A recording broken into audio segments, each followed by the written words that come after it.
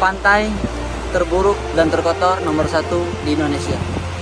Media sosial Pandawara Group kembali viral karena pantai di Banten. Pandawara Group membagikan sebuah cuplikan video di dua media sosialnya, yakni Instagram dan TikTok pada Minggu, tanggal 21 Mei tahun 2023.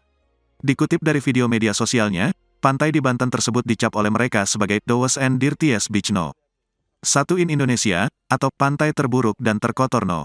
1 di Indonesia. Tak lama kemudian, pantai di Banten tersebut menjadi viral dan banyak warganet yang memberikan likes di postingan Pandawara Group, baik di Instagram maupun TikTok.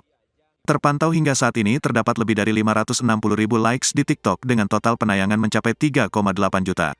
Tak hanya likes, komentar di TikTok Pandawara Group terlihat ramai dengan keprihatinan warganet saat melihat video pantai di Banten tersebut. Hingga saat berita ini diturunkan, sudah ada lebih dari 6.900 komentar di TikTok.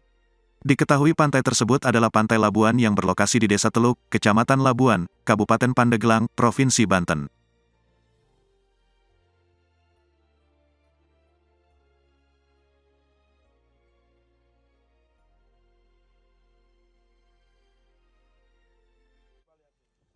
Terima kasih sudah nonton.